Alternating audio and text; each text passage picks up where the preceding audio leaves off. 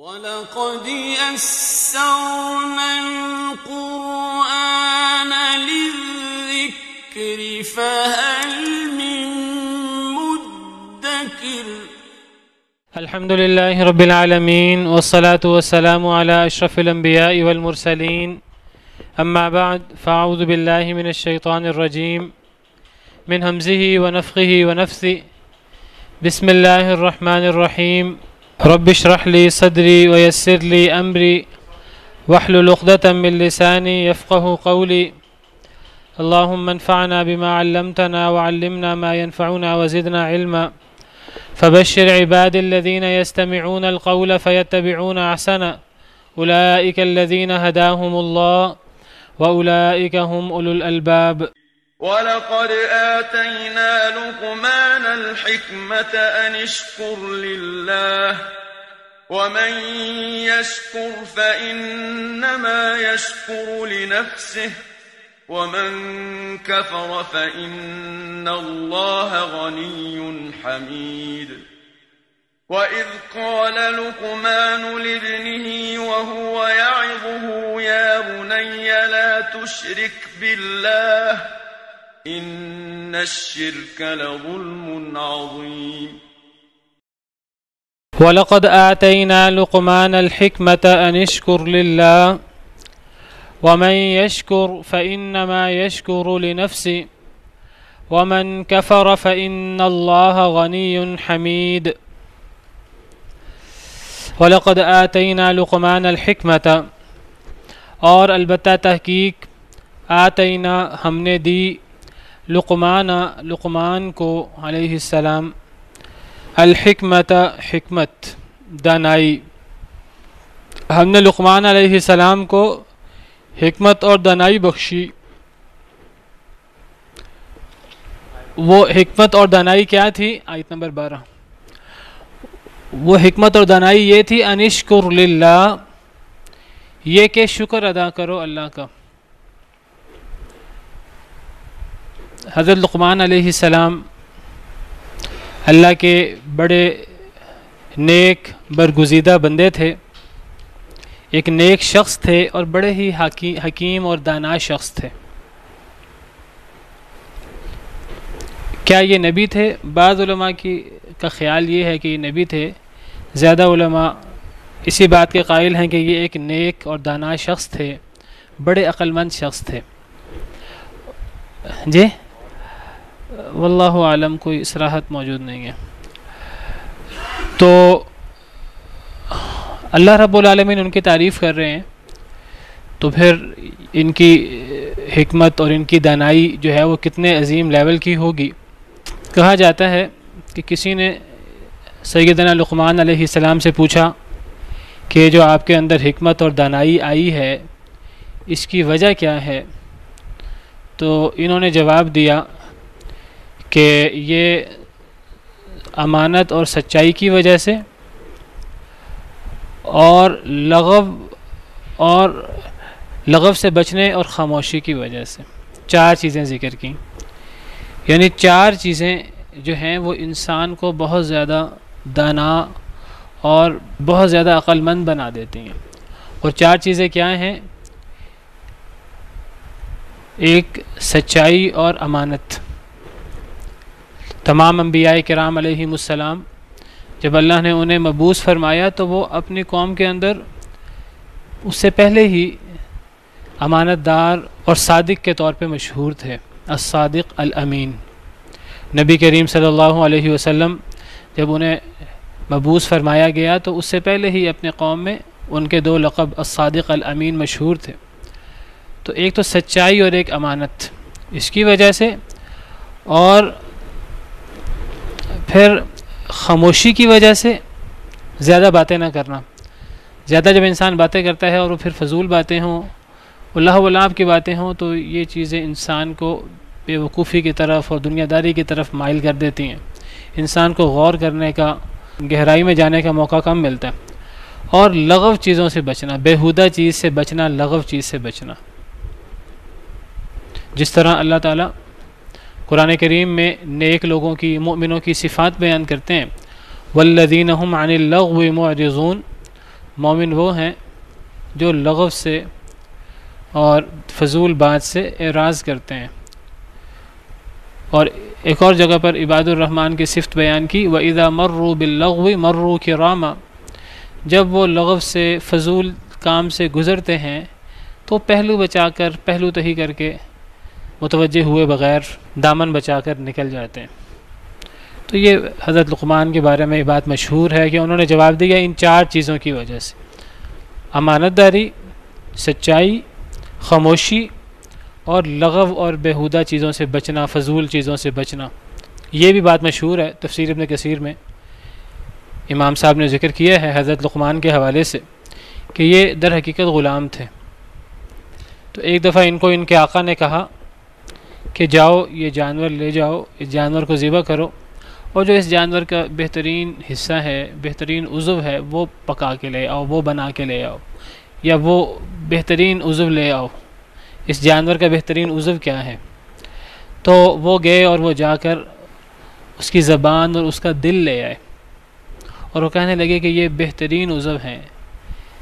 کسی بھی شخصیت کے اندر بہترین عضو اگر کوئی ہے تو وہ دل ہے اور زبان۔ دوبارہ کسی موقع پر ان کے آقا نے انہیں بھیجا اور کہا کہ اب جانور ذبح کرو اور جو اس کا بدترین عضو ہے وہ میرے پاس لے آؤ۔ حضرت لقمان بڑے حکیم، بڑے دانا تھے، تو وہ دوبارہ دل اور زبان ہی لے آئے۔ تو آقا بڑا حیران ہوا کہ پہلے بھی آپ یہی 2 عضو لے کر آئے، اب بھی یہی عضو لے کر آئے، کیا یہی بہترین اور یہی بدترین عضو ہیں؟ کہنے لگے ہاں ایسے ہی ہے، اگر ان کا صحیح استعمال کیا جائے تو یہ بہترین عضو ہیں، اور اگر ان کا غلط استعمال کیا جائے تو یہ بدترین عضو ہیں۔ اور یہی بات احادیث مبارکہ سے بھی ثابت ہوتی ہے۔ حدیث مبارکہ میں آتا ہے کہ نبی کریم صلی اللہ علیہ وسلم نے فرمایا دل کے بارے میں، دل اور زبان یہ 2 عضو ایسے ہیں۔ تو دل کے بارے میں آپ نے فرمایا، جی صحیح بخاری کی حدیث ہے، آپ نے فرمایا الا وان فی الجسد مضغۃ اذا صلحت صلح الجسد کلہ، خبردار جسم میں ایک ایسا ٹکڑا ہے، ایک ایسا عضو ہے، ایک ایسی بوٹی ہے، جب وہ صحیح ہو جائے تو سارا جسم ٹھیک ہو جاتا ہے۔ وَإِذَا فَسَدَتْ، اور اگر وہ خراب ہو جائے، فَسَدَ الْجَسَدُ كُلُّهُ، سارا کا سارا جسم خراب ہو جاتا ہے۔ تو دل اگر ٹھیک ہو تو سب سے بہترین عضو، اور اگر خراب ہو تو سب سے بدترین عضو۔ اور یہی بات حدیث مبارکہ میں زبان کے بارے میں بھی آئی ہے۔ حدیث مبارکہ میں آتا ہے، یہ صحیح بخاری کی حدیث ہے جو ابھی آپ کے سامنے بیان کی ہے، تو حدیث مبارکہ میں آتا ہے کہ جب انسان صبح کرتا ہے، اذا اصبح ابن آدم، جامع ترمذی کی روایت ہے، جب ابن آدم صبح کرتا ہے فإن الأعضاء كلها تكفر اللسان، تمام کے تمام اعضاء زبان کے سامنے، زبان سے پناہ مانگتے ہیں، اس کے سامنے ہاتھ باندھ کے کھڑے ہو جاتے ہیں۔ کیا کہتے ہیں تمام اعضاء زبان سے؟ اتق اللہ فینا، ہمارے بارے میں اللہ سے ڈرو، فإنما نحن بک، ہم تو تیرے ساتھ قائم دائم ہیں، فإن استقمت استقمنا، اگر تو ٹھیک رہی ہم بھی ٹھیک رہیں گے، وإن اعوججت اعوججنا، اور اگر تو ٹیڑھی ہو گئی ہم سب ٹیڑھے ہو جائیں گے۔ تو یہ زبان کے بارے میں اور دل کے بارے میں ہم پہلے پڑھ چکے ہیں۔ اگر دل ٹھیک ہو تو سارا جسم ٹھیک، اور اگر دل خراب ہو تو سارا جسم خراب۔ اور ہر روز صبح اعضاء زبان کے سامنے کھڑے ہو کر کہتے ہیں کہ اللہ کے بارے میں ڈرنا، ہمارے بارے میں اللہ سے ڈرنا، تو سیدھی رہی ہم بھی سیدھے رہیں گے، تو ٹیڑھی ہو گئی تو تیری وجہ سے ہمیں بھی سزا بھگتنی ہوگی، ہم بھی ٹیڑھے ہو جائیں گے اور ہمیں اس کی سزا بھگتنی ہوگی۔ تو یہ دل اور زبان یہ 2 ایسے اعضاء ہیں انسان کے جسم میں جو بہترین اعضاء بھی ہیں اور بدترین اعضاء بھی ہیں، اور یہی 2 اصل اعضاء ہیں کسی انسان کے جسم میں۔ شاعر کہتا ہے، مشہور شعر ہے ایک، لسان الفتى نصف ونصف فؤادہ، انسان کی زبان یہ اس کے جسم کا آدھا حصہ ہے، ونصف فؤادہ، اور باقی جسم کا آدھا حصہ اس کا دل ہے۔ یعنی انسان کے جسم میں 2 ہی اعضاء ہیں، اگر پورے جسم کو شمار کریں تو زبان، پورے جسم کا آدھا حصہ زبان اور پورے جسم کا آدھا حصہ دل۔ لسان الفتى نصف ونصف فؤادہ فلم يبق بعد الا صورة اللحم والدم، دل اور زبان کے بعد تو بس خون اور گوشت ہی ہے اور کچھ بھی نہیں ہے، کسی عضو کی کوئی حیثیت نہیں ہے دل اور زبان کے بعد۔ دل اور زبان کی ہی اہمیت ہے، اور ان دونوں کے علاوہ اور کسی چیز کی اہمیت نہیں ہے، باقی تو بس خون اور گوشت ہی ہے، پھوکا کام ہی ہے، اصل چیز دل اور زبان ہی ہے۔ تو بہرحال یہ ہے حضرت لقمان حکیم جی۔ اس کے بعد زبان اور دل کے بعد اور اعضاء کی بھی اہمیت ہے، لیکن یہ جو سب سے زیادہ اہمیت جو ہے وہ ان دو چیزوں کی۔ دیکھیے دل اندر ہے اور زبان جو ہے نا وہ ظاہر۔ تو یہ جو احادیث ہیں دونوں، دل کے بارے میں الگ حدیث ہے، دیکھیے دل بھی جو ہے وہ تمام، دل ٹھیک ہے تو تمام اعضاء ٹھیک، دل خراب ہے تو تمام اعضاء خراب۔ اور اگر وہ زبان کے بارے میں بھی حدیث ہے، اگر زبان ٹھیک ہے تو سارے اعضاء ٹھیک، زبان خراب ہے تو سارے اعضاء خراب۔ باقی یہ اس کا مطلب نہیں ہے کہ باقی اعضاء کی اہمیت نہیں، ان کی اپنی جگہ اہمیت ہے، لیکن سب سے زیادہ اہمیت ان دو چیزوں کی ہے۔ تو بہرحال لقمان حکیم، اللہ فرماتے ہیں ہم نے انہیں بڑی حکمت دی تھی، بڑی دانائی دی تھی۔ اور وہ دانائی کیا تھی؟ وہ دانائی یہ نہیں تھی کہ کاروبار میں چلاکی کیسے لگانی ہے، یا وہ دانائی یہ تھی انشکر للہ، اللہ کا شکر ادا کریں۔ پتہ لگا سب سے بڑی حکمت، سب سے بڑی دانائی یہ ہے کہ انسان اپنے مقصد زندگی کو پہچان لے۔ اور انسان کا زندگی کا مقصد کیا ہے؟ کہ اللہ رب العالمین خالق ہے، مالک ہے، رازق ہے، مدبر ہے، سارے انعامات اللہ کے ہیں۔ اب انسان کا کام کیا ہے کہ انسان اللہ کے انعامات کا شکر ادا کرے۔ اور شکر یہ ایک عام لفظ نہیں ہے، ایک ہلکا سا لفظ نہیں ہے جس طرح ہم سمجھتے ہیں کہ جی زبان سے شکر ادا کر دیا، الحمدللہ کہہ دیا، یہ بھی شکر ہے۔ میں یہ نہیں کہتا کہ یہ شکر نہیں ہے، لیکن صرف یہ سمجھ لینا کہ جی الحمدللہ کہہ دیا، ہم نماز میں الحمدللہ کہتے ہیں تو شکر ادا ہو گیا۔ شکر صرف زبان سے نہیں ہوتا، شکر زبان سے بھی ہوتا ہے اور عمل سے بھی ہوتا ہے۔ کوئی بندہ کسی سے حسن سلوک کرے، اگلا بندہ جواب میں اسے جزاک اللہ کہہ دے، جواب میں اسے تھینکس کہہ دے، شکریہ کہہ دے، لیکن ویسے اس کی مخالفت کرے، اس سے دشمنی کرے عملی طور پر، تو اگلا بندہ اسے کیا کہے گا؟ منافق ہی کہے گا۔ زبان سے بڑا اس نے شکریہ ادا کیا، لیکن اندر سے وہ مخالفت کر رہا ہے، پوری دشمنی کر رہا ہے۔ نہیں، شکر کیا ہے کہ انسان زبان سے بھی کسی کا شکریہ ادا کرے، اور انسان عمل سے بھی احسان مندی کا مظاہرہ کرے، اور انسان کا عمل بھی زبان کی تائید کرے۔ یہ ہے شکر۔ تو شکر آپ سمجھیے وہ زبان میں بھی ہوتا ہے، شکر دل میں بھی ہوتا ہے، دل کے اندر تشکر کے جذبات ہوں، احسان مندی کے جذبات ہوں، اور عمل سے انسان اس کا مظاہرہ کرے، انسان اس کے ساتھ احسان سلوک کرے، اچھائی کا جواب اچھائی سے دے۔ تو اللہ رب العالمین کا شکریہ وہ کیا ہے کہ انسان کے دل میں بھی تشکر کے جذبات ہوں اللہ رب العالمین کے بارے میں، زبان پر بھی شکر اور ذکر ہو، اور انسان عملاً اللہ کی بات مان کر، اللہ کی جتنی بات ماننے گا گویا کہ وہ عملاً اللہ کا شکر ادا کر رہا ہے۔ اللہ رب العالمین کے انسان پر احسانات ہیں، انسان کہ جی میں نے تو الحمدللہ کہہ دیا تھا، میں نے احسان چکا دیا تھا، غلط بات ہے۔ انسان زبان سے بھی شکریہ ادا کرے اور انسان اللہ کی بات مانے، یہ ہے زبانی اور عملی شکر، یہ ہے شکر کی حقیقت، اور اسی کا نام حکمت اور دانائی ہے، یہی سب سے بڑی حکمت ہے۔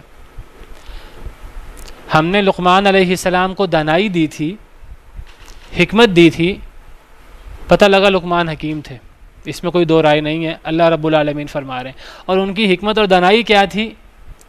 ہم نے جو انہیں حکمت دی تھی، ہم نے انہیں یہ بتایا کہ اللہ کا شکر ادا کرو، اور انہوں نے اس حکمت کو مان لیا، انہوں نے اس بات کو سمجھ لیا، تو گویا کہ اصل دانائی اللہ کا شکر ہے۔ اور جو شکر ادا کرے وہ یہ نہیں کہ اللہ پر کوئی احسان کر رہا ہے، یہ نہیں کہ اللہ کو کوئی فائدہ پہنچا رہا ہے، اپنا فائدہ کر رہا ہے۔ اس حکمت کا فائدہ وہ انسان کی اپنی ذات کو، اللہ کو نہیں ہے۔ انسان یہ نہ سمجھے کہ میں خالق کائنات پر کوئی احسان کر رہا ہوں۔ فرمایا وَمَن يَشْكُرْ فَإِنَّمَا يَشْكُرُ لِنَفْسِهِ، اور جو بھی شکر کرتا ہے سوائے اس کے کہ نہیں، وہ شکر کرتا ہے اپنی ذات کے لیے، اس کا فائدہ اس کو ہوتا ہے، اس کا فائدہ اللہ کو نہیں انسان دے سکتا۔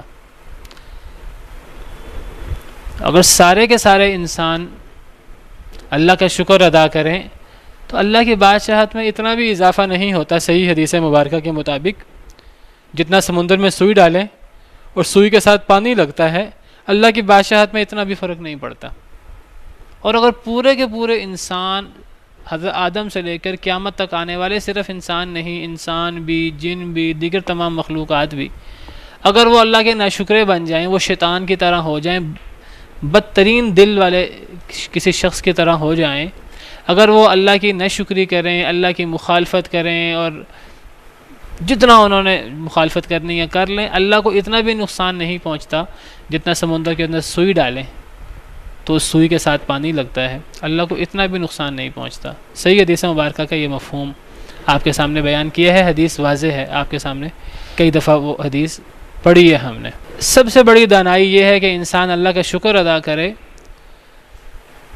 اور اللہ کا شکر زبان سے بھی ہے اور عمل سے بھی ہے، اللہ کی بات ماننا یہ بھی اللہ کا شکر ہے، اور جو انسان شکر کرتا ہے وہ اس کا فائدہ انسان کی ذات کو ہوتا ہے، اس کا فائدہ اللہ کو نہیں ہوتا۔ انسان یہ نہ سمجھے میں اللہ پر احسان کر رہا ہوں، انسان اپنے آپ کو فائدہ پہنچاتا ہے۔ فَمَنِ اهْتَدَىٰ فَإِنَّمَا يَهْتَدِي لِنَفْسِهِ، جو ہدایت یافتہ ہوتا ہے وہ اپنی ذات کے لیے ہدایت یافتہ ہوتا ہے۔ وَمَنْ ضَلَّ فَإِنَّمَا يَضِلُّ عَلَيْهَا، اور جو گمراہ ہوتا ہے وہ اپنے نفس کے خلاف گمراہ ہوتا ہے، اس کا سراسر نقصان اس کی ذات کو ہوتا ہے۔ اللہ کو، اللہ کے نظام کو، اللہ کی کائنات میں اس سے کوئی فرق نہیں پڑتا۔ اللہ تباہ و برباد کر دیں گے کچھ دیر ڈھیل دینے کے بعد، اللہ کو کوئی فرق نہیں پڑتا اس سے۔ اسی لیے فرمایا سورہ ابراہیم میں وَإِذْ تَأَذَّنَ رَبُّكُمْ لَئِن شَكَرْتُمْ لَأَزِيدَنَّكُمْ، تمہارے رب نے اعلان کیا کہ اگر تم شکر کرو گے تو میں زیادہ دوں گا۔ اللہ رب العالمین خوش ہوتے ہیں ہمارے شکر کرنے سے، اللہ کو فائدہ نہیں ہوتا، اللہ کی بادشاہت میں کوئی اضافہ نہیں ہوتا، اللہ کو خوشی ضرور ہوتی ہے، اور اللہ اس کا مزید صلہ دیتے ہیں، اللہ انسان پر مزید انعام و اکرام کرتے ہیں۔ لَئِن شَكَرْتُمْ لَأَزِيدَنَّكُمْ وَلَئِن كَفَرْتُمْ إِنَّ عَذَابِي لَشَدِيدٌ، اور اگر تم نہ شکری کرو تو پھر میرا عذاب بڑا سخت ہے۔ پھر اللہ رب العالمین کو ہماری ناشکری سے نقصان کوئی نہیں پہنچتا، لیکن پھر مزید انعامات نہیں ہوتے، پھر اللہ رب العالمین انعامات کا سلسلہ بند کر دیتے ہیں، اور پھر اللہ کی طرف سے وبال اور سزا اترتی ہے وَالْعِيَاذُ بِاللَّہ۔ یہی بات اللہ رب العالمین نے بنی اسرائیل کو فرمائی۔ قرآن کریم میں یہ موضوع اللہ نے بار بار ذکر کیا ہے کہ اللہ کی نعمتیں ہیں، انسان کی ذمہ داری ہے انسان اس کا شکریہ ادا کرے۔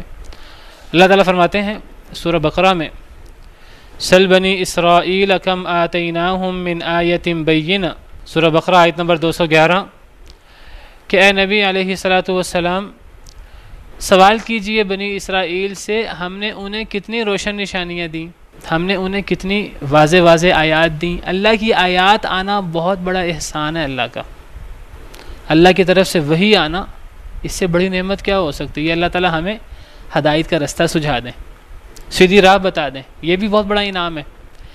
بنی اسرائیل سے پوچھئے ہم نے ان پر کتنے انعامات کیے، ہم نے انہیں کتنی روشن نشانیاں دیں، کتنے دلائل معجزات انہیں دکھائے۔ دلائل، معجزات، آیات، یہ سب کے سب اللہ کی نعمتیں ہیں۔ کیا فرمایا اس کے بعد؟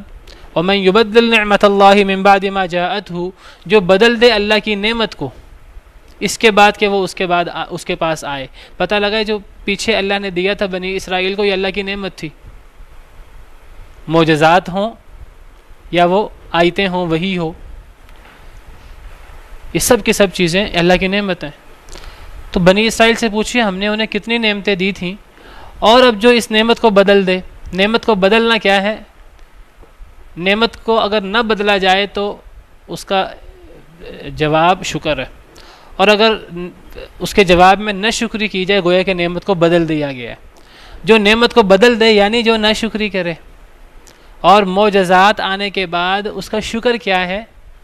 اللہ کا شکر بھی ادا کیا جائے زبان سے، اللہ نے سمجھانے کے لیے معجزات بھیجی، اور اس کا عملی شکر کیا ہے؟ انسان مان لے، اس کا تقاضے پر عمل کرے۔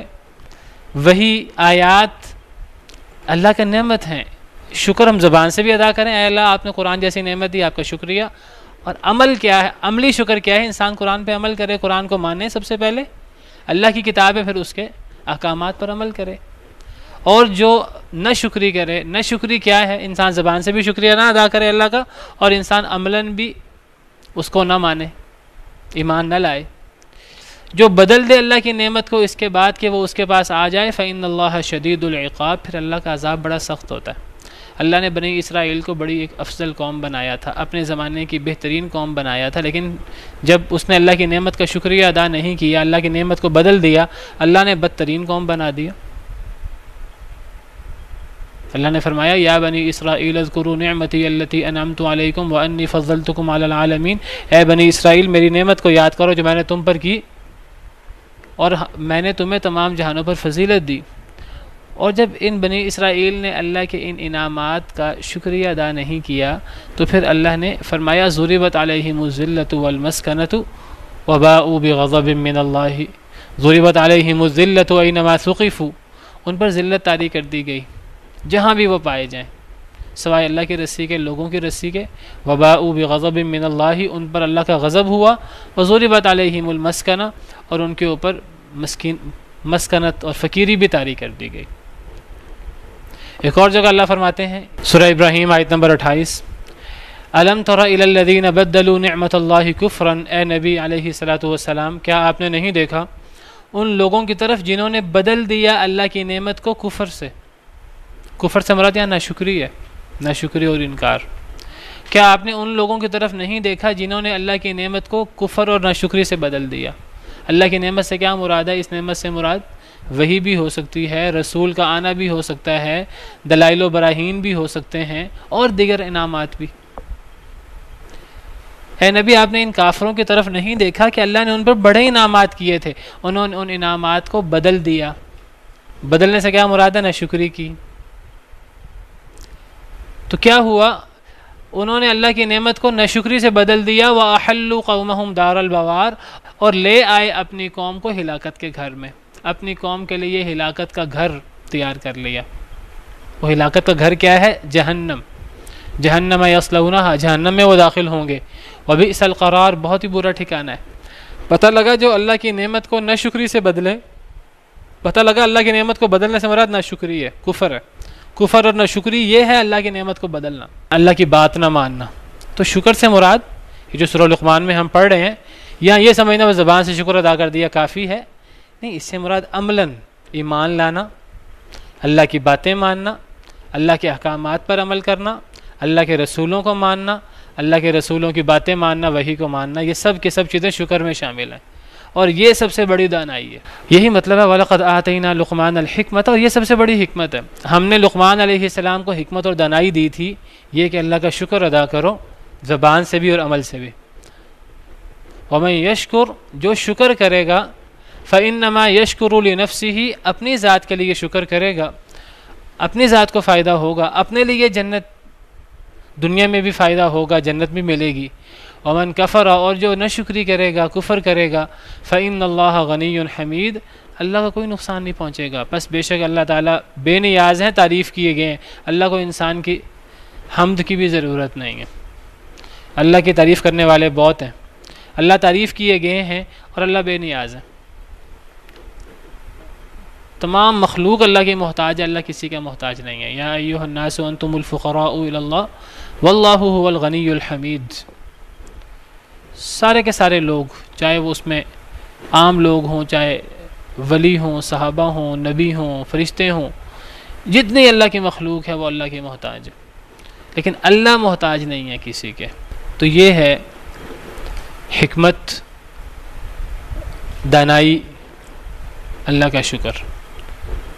آپ سمجھیے یہ آیت اسی معنی میں ہے جس معنی میں اللہ رب العالمین نے فرمایا کہ انسان کی زندگی کا مقصد کیا ہے، وَمَا خَلَقْتُ الْجِنَّ وَالْإِنسَ إِلَّا لِيَعْبُدُونَ، نہیں میں نے پیدا کیا جن اور انسان کو مگر صرف اس لیے کہ میری عبادت کریں۔ عبادت کیا ہے؟ عبادت بھی یہی چیز ہے۔ عبادت کیا ہے؟ کئی دفعہ بیان کیا ہے، عبادت سے مراد صرف نماز پڑھنا، صرف مسجد کے معاملات نہیں ہے، ہر معاملے میں اللہ رب العالمین کی بات ماننا۔ عبادات ہوں، معاملات ہوں، گھر ہو، باہر ہو، اسکول ہو، کالج ہو، آفس ہو، بازار ہو، پارلیمنٹ ہو، نظام تعلیم ہو، جو بھی ہو، ہر معاملے میں اللہ کی بات ماننا، یہ ہے عبادت، اور یہی اللہ کا شکر ہے، یہی اللہ کی نعمتوں کا شکر ہے۔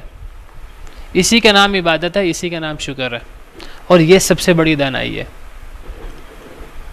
جب یہ پتہ لگا کہ سب سے بڑی حکمت، سب سے بڑی دانائی یہ ہے اللہ کا شکر ادا کیا جائے، اور شکر میں زبانی شکر بھی آتا ہے، زبان بھی اللہ کے ذکر سے تر رہے، اور اس میں عملی شکر بھی آتا ہے۔ اگر عملی شکر نہ ہو تو یہ منافقت ہے، یہ وہ زبان سے وہ جو منافق کہتے ہیں ہم یہ کرتے ہیں عملاً کرتے نہیں، یہ منافقت ہے۔ زبان عمل دونوں ساتھ شریک ہوں گے، اور جب یہ زبان اور عمل سے شکر ہوگا، اسی کا نام عبادت ہے، اسی کا نام ایمان ہے۔ اور اس میں سب سے بڑی چیز کیا ہے؟ اگر یہ معنی جو میں نے آپ کے سامنے بیان کیا ہے اگر ہمیں سمجھ لیں کہ شکر سے مراد یہ ہے اللہ کی عبادت اور اللہ کی بات ماننا، تو اس کے اندر اللہ کی سب سے بڑی بات کیا ہے؟ توحید۔ سب سے زیادہ اللہ نے کس بات کا حکم دیا؟ توحید کا۔ تو سب سے بڑی عبادت، سب سے بڑا شکر توحید ہے، اور سب سے بڑی ناشکری اور سب سے بڑا کفر کیا ہے؟ شرک۔ سمجھ آئی کہ نہیں آئی؟ اب ذرا اگلی آیت پڑھیں، اگلی آیت میں یہی بات موجود ہے۔ یہ تمہید ہے پہلی آیت، اگلی آیت میں اسی کی تشریح ہے۔ وَإِذْ قَالَ لُقْمَانُ لِابْنِهِ وَهُوَ يَعِظُهُ يَا بُنَيَّ لَا تُشْرِكْ بِاللَّهِ، شرک کی بات آ گئی، کیونکہ یہ سب سے بڑی ناشکری ہے، اور سب سے بڑا شکر توحید۔ اور شکر کیا ہے؟ صرف زبان سے نہیں، شکر ہے اپنے آپ کو اللہ کے مطابق ڈھال لینا۔ آپ اس کو اسلام کہہ لیں، مسلمان ہونا کہہ لیں۔ حضرت ابراہیم علیہ السلام کو اللہ نے فرمایا کہ مسلمان ہو جا، کہنے لگے میں مسلمان ہو گیا۔ اللہ نے فرمایا بیٹے کو ذبح کر۔ ابراہیم علیہ السلام نے بیٹے سے پوچھا تیار ہے؟ بیٹا کہنے لگا میں تیار ہوں۔ اللہ نے چاہا صبر کرنے والوں میں سے پائیں گے، بیٹا بھی تیار ہے ذبح ہونے پر، باپ بھی تیار ہے ذبح کرنے پر۔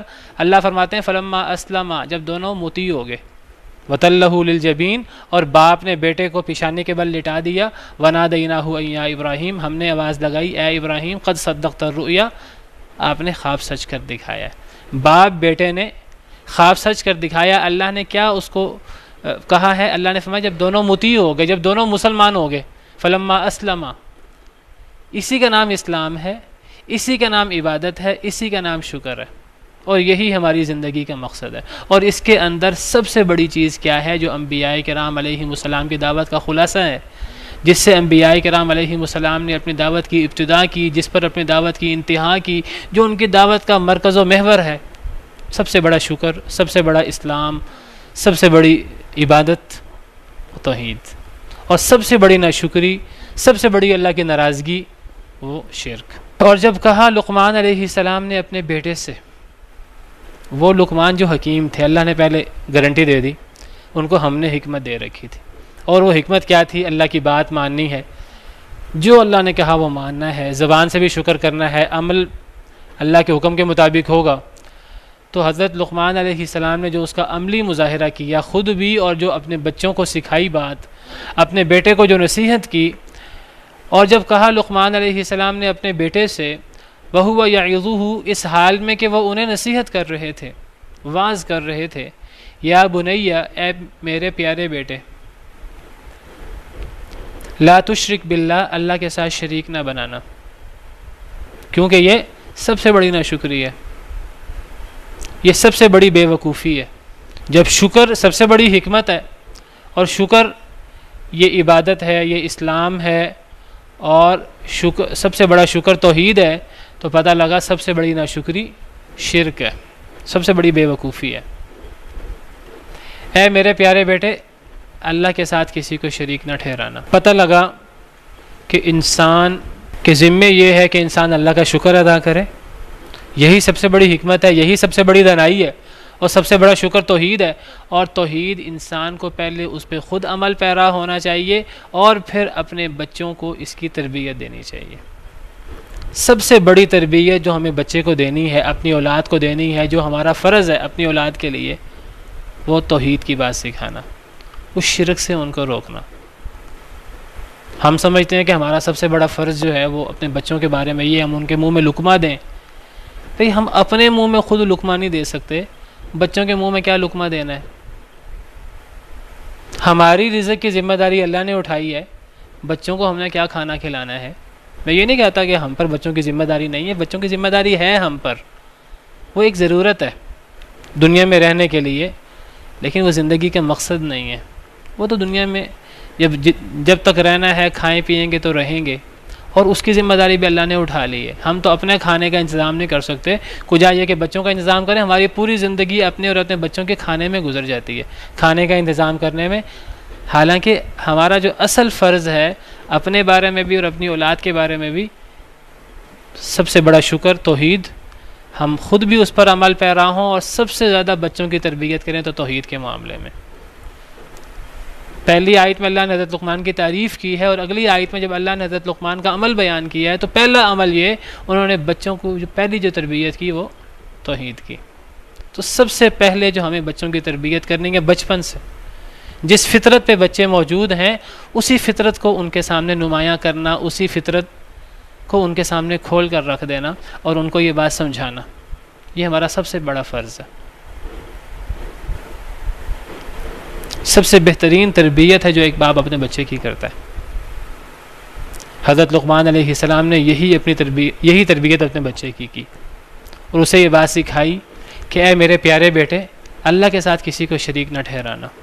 ان الشرک لظلم عظیم، بے شک شرک سب سے بڑا ظلم ہے، البتہ ظلم عظیم ہے.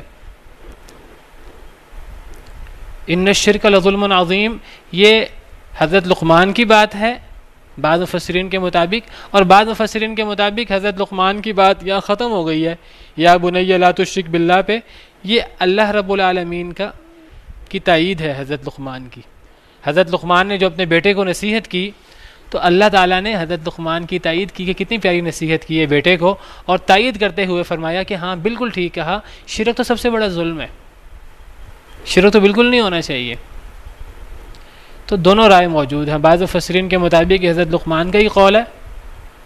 اگر حضرت لقمان کا قول ہو، اللہ اس کی بھی تائید کر رہے ہیں، اللہ تعریف کے ضمن میں حضرت لقمان کی یہ بات بیان فرما رہے ہیں، تب بھی اس پہ اللہ کی تائید ہوگی. اور اگر یہ حضرت لقمان کا قول نہیں ہے، حضرت لقمان کا قول یا بنی لا تشرک باللہ پہ ختم ہو جاتا ہے، تب پھر ان الشرک لظلم عظیم اللہ کا فرمان ہے. گویا کہ یہ پھر حضرت لقمان کی بات کی تائید میں آیا کہ حضرت لقمان نے بڑی بہترین بات سکھائی ہے اپنے بیٹے کو، اور یہی حقیقت ہے کیونکہ شرک سب سے بڑا ظلم ہے. دونوں تفسیریں موجود ہیں.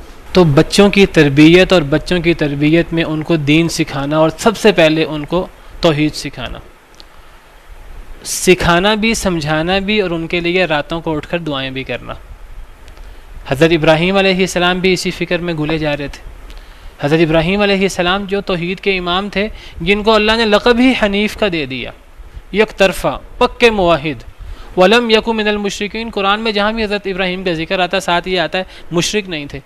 وہ ابراہیم اپنے بارے میں اور اپنے بچوں کے بارے میں کیا دعا کرتے ہیں اللہ تعالیٰ سے؟ وَإِذْ قَالَ إِبْرَاهِيمُ رَبِّ اجْعَلْ هَٰذَا الْبَلَدَ آمِنًا وَاجْنُبْنِي وَبَنِيَّ أَن نَّعْبُدَ الْأَصْنَامَ، کہ اے اللہ مجھے اور میرے بچوں کو بتوں کی عبادت سے بچا لے، مجھے اور میرے بچوں کو شرک سے بچا لے. سکھانا بھی بچوں کو، اور بچوں کی تربیت، بچوں کے لیے دعا بھی کرنا شرک سے بچنے کی، یہ سب سے بڑی تربیت ہے جو ایک انسان اپنے بچوں کی کر سکتا ہے. چلیں اذان کے بعد مزید بات کرتے ہیں. تو میں ذکر یہ کر رہا تھا کہ ہماری سب سے بڑی ذمہ داری یہ ہے کہ ہم خود بھی توحید پر عمل پیرا ہوں، خود بھی شرک سے بچیں، اور اپنی اولاد کے حوالے سے ہماری سب سے بڑی ذمہ داری یہ ہے کہ ہم اولاد کو توحید کی بات سمجھائیں اور اولاد کو شرک سے روکیں. حضرت لقمان کو اللہ نے حکیم قرار دیا، اور حضرت لقمان کی جو پہلی بات اللہ نے ذکر کی وہ اپنے بچوں کو، اپنے بیٹے کو شرک سے روکنے کی انہوں نے تلقین کی، شرک سے بچنے کی تلقین کی. اور حضرت ابراہیم علیہ السلام کے حوالے سے بات کر چکا ہوں کہ وہ جو توحید کے امام تھے اور حنیف تھے اور انہوں نے کبھی شرک نہیں کیا، وہ بھی اپنے بارے میں اور اپنے بچوں کے بارے میں دعا کرتے رہتے تھے اللہ تعالیٰ سے.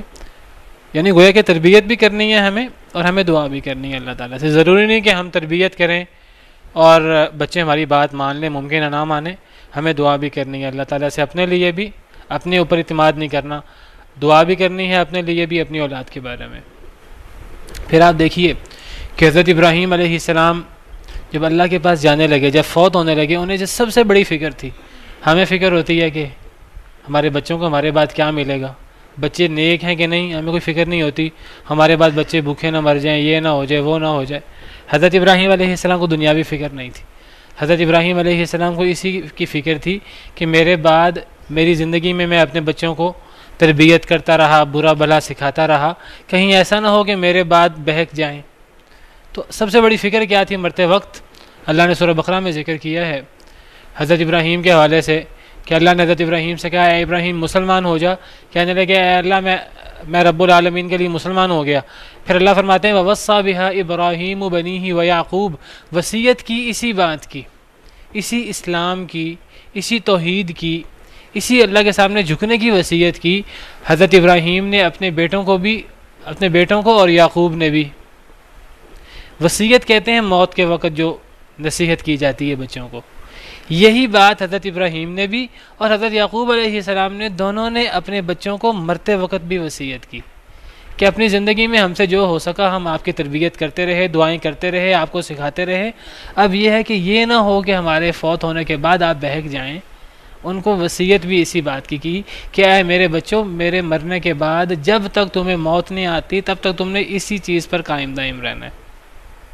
وَوَصَّى بِهَا إِبْرَاهِيمُ بَنِيهِ وَيَعْقُوبُ، وصیت کی اسی بات کی ابراہیم علیہ السلام نے اپنے بیٹوں کو اور یعقوب نے بھی۔ کیا وصیت کی؟ یا بنی، یا اے میرے بیٹو، ان اللہ اصطفیٰ لکم الدین، بے شک اللہ نے تمہارے لیے یہ دین چن لیا ہے، دین پسند کیا ہے۔ اللہ نے ہمارے لیے دنیا پسند نہیں کی، دین پسند کیا ہے، اور یہ اللہ کی چنی ہوئی چیز ہے ہمارے لیے، اللہ کی پسند فرمودہ چیز ہے ہمارے لیے۔ اللہ نے تمہارے لیے دین اسلام کو پسند کیا ہے۔ فلا تموتن الا وانتم مسلمون، اسلام پر ہی تمہیں موت آئے، توحید پر ہی تمہیں موت آئے۔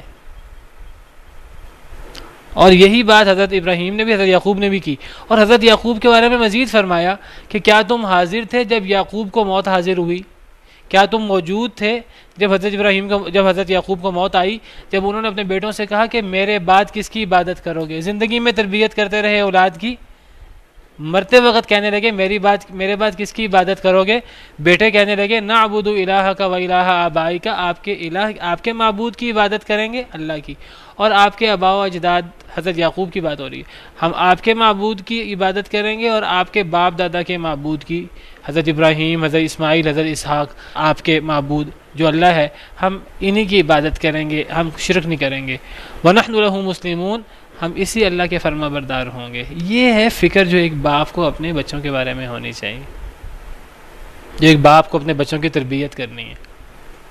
سب سے زیادہ فکر ہم اپنے بچوں کو 15 20 سال 25 سال جو ہے وہ دنیا سکھانے میں لگا دیتے ہیں، اور جب وہ کچھ بن جاتے ہیں انجینئر، ڈاکٹر، پھر ہم ڈرتے رہتے ہیں کہ کوئی ایسی ہم سے بات نہ ہو جائے کہ ان کا منہ نہ بن جائے، پھر ہم ان کے غصے سے ڈرتے رہتے ہیں۔ بچوں کو کبھی دین تو سکھایا نہیں، کبھی بچوں کو توحید تو سکھائی نہیں۔ بچوں کو توحید سکھائیں گے، دین سکھائیں گے، نماز سکھائیں گے، بچے ڈریں گے ہمارا باپ ہم سے ناراض نہ ہو۔ اگر ہم نہیں سکھائیں گے تو ہم ڈریں گے کہ ہماری بات سے ہمارے بچے ناراض نہ ہو جائیں، اور نہ دنیا کا فائدہ نہ آخرت کا فائدہ۔ پوری زندگی سکھایا تو دنیا سکھائی، دین نہ سکھایا، حالانکہ اصل ذمہ داری دین سکھانے کی تھی، اصل ذمہ داری توحید سکھانے کی تھی، شرک سے روکنے کی تھی، وہ تو تربیت کی ہی نہیں، اور بچوں کو ساری زندگی جو ہے مادیت پرستی کی طرف، دنیا کی طرف لگا دی ہے، اور بچے بھی پھر یہی صلہ دیتے ہیں۔ پھر ہم کہتے ہیں بچے ہمارے قابو میں نہیں ہیں، بچے ہماری بات نہیں مانتے، بچے برا سلوک کرتے ہیں۔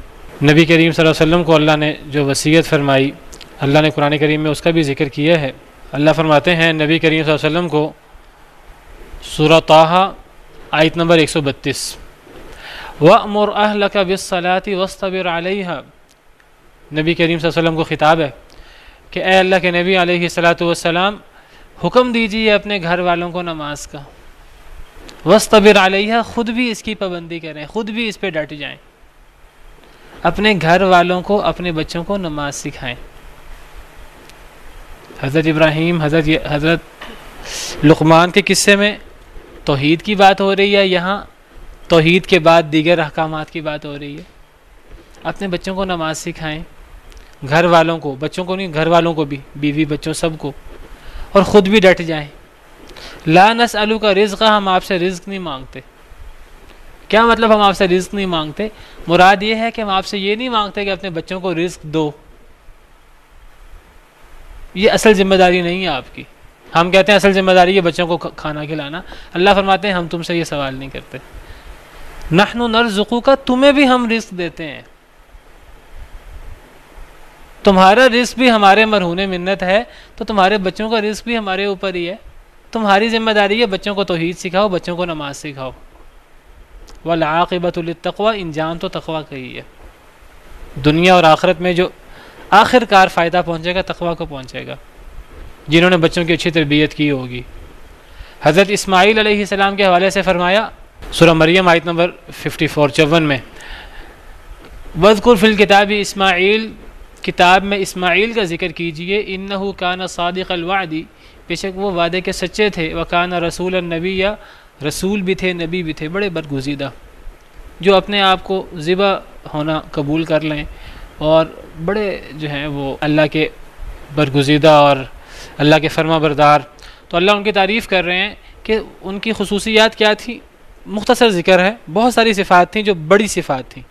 وعدے کے سچے اور رسول تھے, نبی تھے. وَكَانَ يَأْمُرُ أَهْلَهُ بِالصَّلَاةِ وَالزَّكَاةِ, اپنے گھر والوں کو نماز اور زکوٰۃ کا حکم دیتے تھے. گھر والوں کو دنیا داری نہیں, دین سکھایا, نماز پڑھنا سکھایا, زکوٰۃ دینے کا حکم دیا. وَكَانَ عِنْدَ رَبِّهِ مَرْضِيًّا, اپنے رب کے بڑے پسندیدہ تھے. ایسے لوگ اللہ کو پسند ہوتے ہیں جو اپنے بارے میں بھی اور اپنے بچوں کے بارے میں بھی بچوں کو دین سکھائیں, بچوں کو توحید سکھائیں, بچوں کو نماز زکوٰۃ سکھائیں, دین کے احکامات سکھائیں. یہی اصل چیز ہے اور یہی اصل عقل مندی ہے, اسی کا نام حکمت ہے. اسی بات کی طرف اللہ اشارہ فرما رہے ہیں. اور جب کہا لقمان علیہ السلام نے اپنے بیٹے سے, اور یہی مطلب ہے, یا ایھا الذین آمنوا قوا انفسکم واہلیکم نارا, یہی حکم سب کو ہے, اے ایمان والو اپنے آپ کو بھی اور اپنے بچوں کو بھی جہنم کی آگ سے بچاؤ. توحید کا حکم دو گے, نماز زکوٰۃ سکھاؤ گے تو خود بھی جہنم سے بچو گے, بچوں کو بھی جہنم سے بچاؤ گے, ورنہ خود بھی جہنم کا شکار ہوگے, بچے بھی, والعیاذ باللہ. تو اسی کا اللہ تعالیٰ ذکر فرما رہے ہیں. جب کہا لقمان علیہ السلام نے اپنے بیٹے سے, اور وہ اس کو نصیحت کر رہے تھے کہ اے میرے پیارے بیٹے, اللہ کے ساتھ کسی کو شریک نہ کرنا. ان الشرک لظلم عظیم, بے شک شرک البتہ سب سے بڑا ظلم ہے. تو بچوں کی سب سے زیادہ تربیت جو ہے وہ توحید, نماز, زکوٰۃ, قرآن پڑھنا, دین کے احکامات سکھانا. اچھی تربیت سے سب سے بڑا تحفہ جو باپ اپنے بچے کو دیتا ہے, حدیث مبارکہ کے مطابق اچھی تربیت ہے. اور اچھی تربیت میں یہ سب چیزیں آتی ہیں. اچھی تربیت سے مراد دنیاوی ایٹیکیٹ سکھانا نہیں ہے, دینی ایٹیکیٹ سکھانا, دین کی باتیں سکھانا. سب سے پہلے توحید, نماز, روزہ, زکوٰۃ اور دینی تربیت, یہ سب سے بڑا تحفہ ہے جو باپ اپنے بچے کو دیتا ہے. رسول بھی تھے, نبی بھی تھے. نبی ہونا یہ بھی, بعض لوگ نبی ہوتے ہیں, اور اس سے بڑا مرتبہ ہے رسول ہونا. تو حضرت اسماعیل علیہ السلام صرف نبی نہیں تھے, نبی ہونے کے ساتھ ساتھ رسول بھی تھے. رسول اور نبی میں فرق ہوتا ہے. تو ہر رسول نبی ہوتا ہے ضرور, لیکن ضروری نہیں ہر نبی رسول بھی ہو. تو حضرت اسماعیل علیہ السلام صرف نبی نہیں تھے, رسول بھی تھے, نبی بھی تھے. اب نبی اور رسول میں کیا فرق ہے وہ آپ کو پتہ ہے. مختلف رائے ہیں علماء کی. بعض علماء کہتے ہیں جس کو کتاب ملے وہ نبی ہوتا ہے, وہ رسول ہوتا ہے. بعض کہتے ہیں کہ جو نئی شریعت لائے تو وہ رسول ہوتا ہے. باقی نبی جس پر اللہ کی وحی ہو. تو نبی رسول سے نچلا درجہ ہے, رسول اس سے اوپر کا درجہ ہے. حضرت اسماعیل نبی بھی تھے, رسول بھی تھے. وقت ختم ہو گیا آج کے لیے, پھر اتنا ہی کافی ہے. تو باقی انشاءاللہ کل. سبحانک اللہم ربنا وبحمدک, اشہد ان لا الہ الا انت, استغفرک واتوب الیک. في رحمه تحلو الحياة شوقا